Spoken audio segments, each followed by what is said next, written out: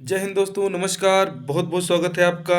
हो चुका आगाज रण का, युग बदलने की तैयारी, जीत उसी की होगी जिसका संघर्ष है जारी। नमस्कार, सुप्रभात, आप सभी का बहुत बहुत स्वागत है। और आइए, आज आप करंट अफेयर की बहुत ही महत्वपूर्ण जो है ये लल्लन टॉप सीरीज है। लल्लन टॉप सामान्य अध्ययन का लल्लन टॉप है, और ये ऐसे लल्लन टॉप है कि आपने अभी तक नहीं देखा है, चैनल को नहीं सब्सक्राइब किया है तो सब्सक्राइब करिए। और ये आपकी परीक्षा कोई भी हो, लल्लन टॉप प्रश्न आपको जरूर मिलेंगे। आइए देखिए, विश्व का सबसे बड़ा सफारी पार्क कहाँ स्थित है दोस्तों। तो ये विश्व का जो सबसे बड़ा सफारी पार्क है ये हरियाणा में स्थित किया जा रहा है। ये क्या है दोस्तों, ये हरियाणा में करीब 10 एकड़ जो जगह है, 10 एकड़ की जगह में ये जंगल सफारी पार्क स्थापित किया जा रहा है। और आप जानते हैं कि ये जो हरियाणा का जो गुरुग्राम आपका ज़िला है, और ये जो गुरुग्राम और ये जो नूहू ज़िले हैं, इन दोनों ज़िले में जो अरावली पर्वत श्रृंखला है, अरावली पर्वत श्रृंखला के नीचे वाला जो भाग है वहीं पर दोस्तों ये जो है बनाया जा रहा है। अब आपसे बताएं कि अरावली पर्वत कहाँ है, तो आप जानते हैं कि दिल्ली हरियाणा वाला ये जो सीमा आपको दिखता है, यहाँ पे अरावली पर्वत श्रृंखला देखने को आपको मिल जाती है। तो ये अरावली पर्वत श्रृंखला में ये जो गुरुग्राम जिला और नूहू जिलों में ये बनाया जा रहा है दोस्तों। इसमें लल्लन टॉप बातें हम देखते हैं दोस्तों। तो न्यूजीलैंड जो है 1993 में महिलाओं को वोट देने की अनुमति देने वाला पहला राष्ट्र बन चुका है। और ये चर्चा में इसलिए है कि दोस्तों आप सभी को बता दूं कि 50% से अधिक जो है वहाँ पर महिलाओं का क्या हो गया है, महिलाओं की भागीदारी हो गई है वहाँ की जो है असेंबली में। ठीक है। और भारत का पहला मोहल्ला क्लिनिक जो है कहाँ हुआ है, ये नई दिल्ली में हुआ है। यहाँ के सीएम साहब के बारे में अगर पूछ लिया जाए तो अरविंद केजरीवाल को आपको बिल्कुल नहीं भूलना है, इन्हें अपने दिमाग में बिठा के रखना है दोस्तों। अगला प्रश्न देखिए, डिजिटल रूप से साक्षर देश की पहली ग्राम पंचायत कहाँ स्थित है। आपको बताना है कि क्या केरल में स्थित है, क्या तमिलनाडु वाले एरिया में स्थित है, क्या गोवा वाले एरिया में स्थित है, क्या जब आप ये हमारे पूर्वोत्तर भारत में आएंगे तो क्या असम वाले एरिया में स्थित है, कहाँ पे स्थित है आप इसे बताइए। किस प्रश्न का सही उत्तर क्या होगा दोस्तों। तो जो डिजिटल रूप से साक्षर देश की पहली ग्राम पंचायत है दोस्तों, वो हमारे केरल में स्थित है। और केरल में कहाँ स्थित है ये पूछ लिया जाए तो तिरुवनंतपुरम जो है ये पुल्लमपारा ग्राम में स्थित है। वहाँ का डिस्ट्रिक्ट अगर बात किया जाए तो ये आपका जो डिस्ट्रिक्ट हो जाएगा ये तिरुवनंतपुरम हो जाएगा दोस्तों। अगर आपसे पूछ लिया जाए कि जो है शिक्षा के क्षेत्र में जो है सबसे ज़्यादा साक्षर लोग कहाँ मिलते हैं, तो यहीं केरल में पाए जाते हैं दोस्तों। इन्हें आप जरूर याद रखिएगा। ठीक है। और जो तमिलनाडु आप ऑप्शन में देख रहे हैं दोस्तों, तमिलनाडु वो रीजन है, जब आप यहाँ देखते हैं तो लौटते हुए मानसून से सबसे ज़्यादा वर्षा इसी तमिलनाडु में होती है। ठीक है दोस्तों। और गोवा के बारे में देखें तो गोवा वही राज्य है जिस पे पुर्तगालियों का कब्जा था, और पुर्तगाली यहाँ सबसे पहले आए और सबसे बाद में गए हैं। इसे भी आप जरूर देख लीजिएगा। और हिम्मत बिस्वा शर्मा वो जो यहाँ के सीएम हैं असम के, इनको इनको आप जरूर याद रखिए, इनको आप भूलिएगा नहीं। आगे देखते हैं लल्लन टॉप फैक्ट क्या है दोस्तों। तो विश्व की सबसे लंबी यात्री ट्रेन जो है ये स्विट्जरलैंड में चलाई गई, जिसमें 100 डिब्बे हैं। अब ये दोस्तों स्विट्जरलैंड बेहद ही महत्वपूर्ण है। और स्विट्जरलैंड की राजधानी अगर आपसे पूछा जाए तो राजधानी आप हमें कमेंट बॉक्स में जरूर इसमें कमेंट में छाप कर बताएं। भारत की सबसे लंबी ट्रेन 15 अगस्त 2022 को चलाई गई थी, जिसका नाम क्या था दोस्तों, वासुकी था। और ये छत्तीसगढ़ में जो है चली थी। आपका ये जो कोरबा वाला रीजन है यहाँ से, ये चूँकि क्या थी, एक मालगाड़ी थी और जो लगभग 3.5 किलोमीटर लंबी थी। इसे आपको जरूर याद रखना है। लल्लन टॉप फैक्ट्स को आप जरूर याद रखिए। विश्व के पहले सीएनजी टर्मिनल का शिलान्यास कहाँ किया गया है दोस्तों, क्या केरल में, तमिलनाडु में, गुजरात में या असम में। तो दोस्तों जाहिर सी बात है कि जो है विश्व के पहले सीएनजी टर्मिनल का जो शिलान्यास है ये गुजरात में किया गया है। इसे आपको याद रखना है। और चैनल पे दोस्तों आप हमारे सभी विषयों की तैयारी आप कर सकते हैं। आप यहाँ पे जो देख रहे हैं हिंदी, व्याकरण, इतिहास, कंप्यूटर, भूगोल, संविधान, सामान्य विज्ञान, अर्थव्यवस्था, आपको इतने सारे वीडियोज़ हैं और ये सब वीडियोज़ फ्री हैं। 400 प्लस वीडियोज़ आपकी तैयारी के लिए चैनल पे उपलब्ध हैं। ये बिल्कुल फ्री ऑफ कॉस्ट हैं। आप चैनल को सब्सक्राइब करें और सभी वीडियोज़ को एक बार देखें, किसी भी परीक्षा में बैठ रहे हों, ये हमारे फ्री की क्लासेस की वीडियो देख लें, आपका कल्याण 100% हो जाएगा। दोस्तों, विश्व के सबसे पहले सीएनजी टर्मिनल का शिलान्यास कहाँ किया गया है? तो गुजरात के भावनगर में किया गया है। इसे आपको याद रखना है, ऑप्शन सी आपका सही हो जाएगा।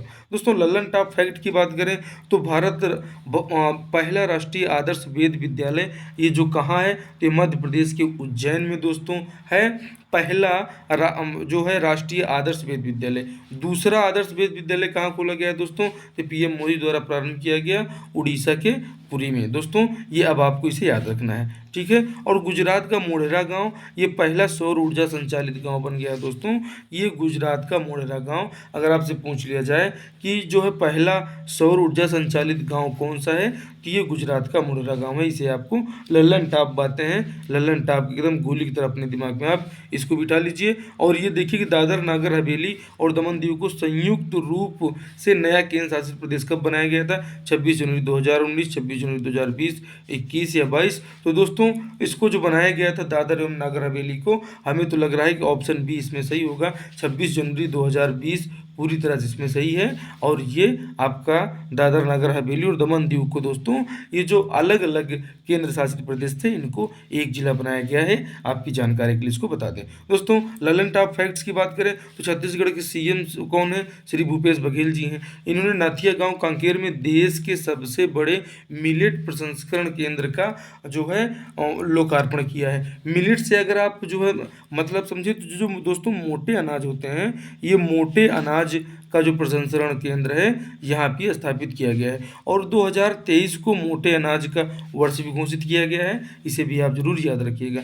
ये भारत का जो पहला, अगर हम बात करें कि केबल कम सस्पेंशन ब्रिज केंद्र सरकार ने आंध्र प्रदेश और तेलंगाना में कृष्णा नदी पर बनाया है, ठीक है दोस्तों। अब तेलंगाना की बात करें तो ये राज्य की शक्ल में कब आता है दोस्तों? तो 2 जून 2014 को तेलंगाना एक राज्य की श्रेणी में आता है। और ये अपने मात्र राज्य किसमें है? ये आंध्र प्रदेश के साथ लगा हुआ है। तो आंध्र प्रदेश और तेलंगाना में कृष्णा नदी पर क्या बनाया गया है? भारत का पहला केबल स्टे कम सस्पेंशन ब्रिज बनाया गया। इसे आपको याद रखना है। दोस्तों, अगला प्रश्न देखिए कि निम्न में से कौन सा कथन असत्य है? वो असत्य कथन आपको जानना है। असम के गमोचा को केंद्र सरकार की तरफ से जीआई टैग दिया गया है। जी हाँ, बिल्कुल दिया गया, सत्य कथन है। तेलंगाना में तंदूर रेड ग्राम को केंद्र सरकार की तरफ जीआई टैग मिला है। जी हाँ, मिला है। मिथिला के मखाना को जीआई टैग नहीं मिला है, ये शंका लग रहा है, यही हमें गलत लग रहा है। और भारत का पहला जीआई टैग असम की चाय को मिला था। जी हाँ, बिल्कुल सही है। इसमें ऑप्शन सी आपका जो होगा दोस्तों, ये गलत हो जाएगा। मिथिला के मखाना को जीआई टैग नहीं मिला, ये गलत है। मिला है, ये सत्य है। मिथिला के मखाना को जो है जीआई टैग, तो इसे आप जरूर याद रखिएगा। ऑप्शन सी आपका इसमें गलत है। गलत से मतलब तो ऑप्शन सी तो इसमें गलत है, क्योंकि इसमें दिया गया है नहीं, जबकि मिथिला के मखाना को जीआई टैग मिला है। इसे आप यस करेंगे। जी हाँ, मिला है, अगर आपसे पूछ लिया जाए तो। लल्लन टॉप की बात करें दोस्तों, तो जीआई टैग के बारे में अगर बात करें तो ये जीआई टैग वस्तुओं का भौगोलिक सूचक पंजीकरण और संरक्षण अधिनियम 1999 के तहत जीआई टैग जियोग्राफिकल जो है आइडेंटिफिकेशन दिया जाता है। ये कितने वर्षों के लिए मान्य होता है दोस्तों? तो जीआई टैग कितने वर्षों के लिए मिलता है? 10 वर्षों के लिए मिलता है। ये आप इसको देख पा रहे हैं। दोस्तों, मूल संविधान में देखें तो 8वीं अनुसूची में 14 भाषाओं का उल्लेख था। अभी वर्तमान में कितनी भाषाएं अगर आपसे पूछ लिया जाए तो 22 भाषाओं का उल्लेख हो गया है। भारत में शास्त्रीय भाषाएं पूछा जाए कितनी है आपसे, तो आप बताइएगा 6। कौन कौन सी हैं? तमिल, तेलुगु, संस्कृत, कन्नड़, उड़िया, मलयालम। इसे आप याद रखिएगा। ये शास्त्रीय भाषाएं हैं, इन्हें आप जरूर याद रखिएगा। डी वाई चंद्रचूड़ भारत के किस क्रम के मुख्य न्यायाधीश बने हैं दोस्तों? तो ये 50वें क्रम के बने हैं। ये बताइए ये किसका स्थान लेंगे दोस्तों? तो ये यू जो ललित हैं, ये इनका स्थान लेंगे। उदय उमेश ललित का स्थान लेंगे, जो भारत के 49वें मुख्य न्यायाधीश थे। ठीक है दोस्तों, डी वाई चंद्रचूड़ ये 50वें बने, इन्हें आप जरूर याद रखिएगा। अब लल्लन टॉप फैक्ट की बात करें दोस्तों, तो डी वाई चंद्रचूड़ ने वर्तमान मुख्य न्यायाधीश जस्टिस यू ललित का स्थान लिया है, जो भारत के 49वें मुख्य न्यायाधीश थे। और ये जो डी वाई चंद्रचूड़ हैं, ये जो है यहाँ सुप्रीम कोर्ट में नियुक्ति से पहले इलाहाबाद हाई कोर्ट के मुख्य न्यायाधीश रह चुके हैं। इसे भी आप जरूर एकदम ध्यान में रखिएगा। दोस्तों अगर आपसे पूछ लिया जाए कि विश्व की सबसे लंबी ट्रेन जो है यात्री ट्रेन कहाँ है, तो स्विट्जरलैंड में चलाई गई थी। ये आप इस क्वेश्चन को आपने देखा है, जो 2 किलोमीटर लंबी थी और भारत की थी वासुकी। इसे आप देख चुका है, ये रिपीट क्वेश्चन हुआ है। दोस्तों आर्थिक रूप से कमजोर वर्गों के लिए 10% आरक्षण 103वें संविधान संशोधन अधिनियम 2003 के तहत दिया गया था। ये आप जरूर याद रखिएगा कि जो EWS है, ये EWS एको नामक बीकर सेक्शन 1 कब आया, तो ये जो है 103वें संविधान संशोधन अधिनियम 2003 के तहत ये आया। और इसमें किया क्या गया दोस्तों कि अनुच्छेद 15(6) एवं 16(6) शामिल किया गया, जिससे कारण आर्थिक रूप से कमजोर वर्गों को 10% का आरक्षण दिया जा सका। चेन्नई में भारत का पहला मल्टी लॉजिस्टिक पार्क जो कौन बनाएगा, जिसको रिलायंस बना रहा है। इसे आप जरूर याद रखिएगा। और ये आज का जो प्रश्न देखिए कि पंचायत अनुसूचित विस्तार अधिनियम 1996 मध्य प्रदेश सरकार द्वारा किस जिले में लागू किया गया है दोस्तों, तो ये अभी कहाँ लागू किया गया है, तो ये जो है इसकी शुरुआत कहाँ से की गई है, शहडोल से की गई है। ये आप जरूर याद रखिएगा, जो है ये शहडोल से चालू किया गया है। इसके बारे में अगर हम आपको बताएं तो ये लल्लन टॉप जो है फैक्ट इन्हें जरूर याद रखिएगा। ये पीसा है दोस्तों, ये पंचायत एक्सटेंशन शेड्यूल्स एरियाज, इसमें जो है ग्राम सभाओं की सक्रिय भागीदारी जनजातीय लोगों को शोषण से बचाना है, इसका उद्देश्य है। और ये जो पीसा है, पंचायत एक्सटेंशन शेड्यूल्ड एरियाज, इसका फुल फॉर्म हो जाता है। यह अधिनियम जो है दिलीप, ये है दोस्तों, ये दिलीप भुरिया समिति की सिफारिश पर लागू किया गया है, मतलब मध्य प्रदेश सरकार ने इसको लागू किया है। अगर आपसे पूछ लिया जाए ये परमा क्राइसिस क्या है दोस्तों, तो ये कोलिंस डिक्शनरी द्वारा वर्ड ऑफ द ईयर 2022 चुना गया है, जिसका अर्थ होता है अस्थिरता और असुरक्षा की विस्तारित अवधि।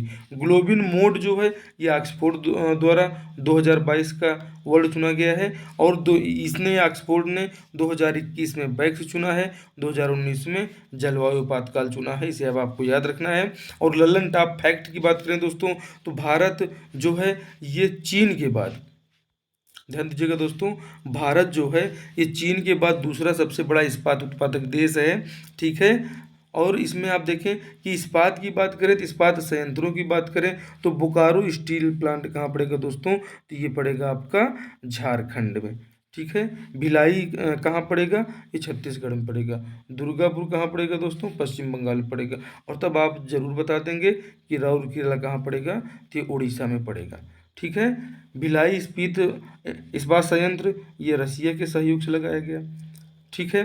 राउरकेला किसके सहयोग से लगाया गया, बोकारो झारखंड जर्मनी के सहयोग से कौन सा लगाया गया, ठीक है। ये सब आप कमेंट करके हमें जरूर बताएंगे। पहली वंदे भारत एक्सप्रेस ट्रेन कब चलाई गई थी दोस्तों, तो ये दोस्तों जो पहली वंदे भारत एक्सप्रेस ट्रेन है, क्या 19 फरवरी 2019 को चलाई गई थी, 19 फरवरी 2018 को, 19 फरवरी 2021 को, 19 फरवरी 2020 को। तो जो पहली वंदे भारत एक्सप्रेस ट्रेन है दोस्तों, ये 19 फरवरी 2019 को चलाई गई थी। लल्लन टॉप की जो फैक्ट की बात करें दोस्तों, तो दक्षिण भारत की पहली वंदे भारत ट्रेन कहाँ से कहाँ तक चलाई गई है, तो चेन्नई से मैसूर तक चलाई गई है। इसकी स्पीड 180 किलोमीटर घंटा है। मतलब जो अभी वंदे भारत ट्रेनें आ रही हैं, इसकी स्पीड तो 180 किलोमीटर घंटा है, लेकिन अगर इससे पहले वाले की पूछ लिया जाए तो 160 किलोमीटर प्रति घंटा थी। इसे आप जरूर याद रखिएगा। भारत की पहली सेमी हाई स्पीड ट्रेन नई दिल्ली से वैष्णो देवी माता मंदिर तक चलाई गई है। और जो दूसरी है ये कटरा व नई दिल्ली के मध्य संचालित है, इन्हें आप याद रखिएगा। और लल्लन टॉप में बताइए कि गणतंत्र दिवस परेड 2023 के मुख्य अतिथि कौन है, आपसे पूछ लिया जाए तो अब्दुल फतेह अल सीसी, इन्हें आप जरूर याद रखिएगा। और पहले गणतंत्र दिवस के मुख्य अतिथि कौन थे, तो 2023 वाला था। और अगर आपसे पूछ लिया जाए 26 जनवरी 1950 को कौन थे, तो ये थे सुकर्णो, जो इंडोनेशिया के राष्ट्रपति हैं, इन्हें आप जरूर याद रखिएगा। और आप बताइए वीर बाल दिवस 26 दिसंबर को मनाए जाने की घोषणा कब हुई थी दोस्तों, तो 9 जनवरी 2022 को हुई थी। आप जानते हैं कि जो हमारे गुरु गोविंद सिंह हैं, इनके दोनों बच्चों को जो है औरंगजेब की सेना के द्वारा इनको जिंदा चुनवा दिया गया था। तो इसीलिए उन्हीं की याद में, जोरावर सिंह को आपने सुना होगा, उन्हीं की याद में, उन्हीं लोगों की याद में, उनके दोनों पुत्रों की याद में जो है वीर बाल दिवस मनाए जाने की घोषणा 9 जनवरी 2022 को की गई थी। भारत रत्न BR अम्बेडकर का 67वां परिनिर्वाण दिवस 6 दिसंबर 2022 को मनाया गया। ये जो है भारत के पहले कानून मंत्री कौन थे, तो भीमराव अंबेडकर जी थे। इसे आपको याद रखना है। ठीक है, आगे देखें दोस्तों, ये क्लास आपको कैसी लगी। निसंदेह क्लास बहुत ही मज़ेदार है, और आपको पसंद आई हो तो जो है इसको लाइक करें, लाइक की बटन जरूर दबा दें, और अपने दोस्तों में इसको शेयर भी कर दें दोस्तों। और ये क्लास में और किस प्रकार की वीडियो चाहिए आप हमें ज़रूर कमेंट करके बताएं। आपसे मिलते हैं अगली क्लास में, तब तक आप स्वस्थ रहें, मस्त रहें। जय हिंद, जय भारत।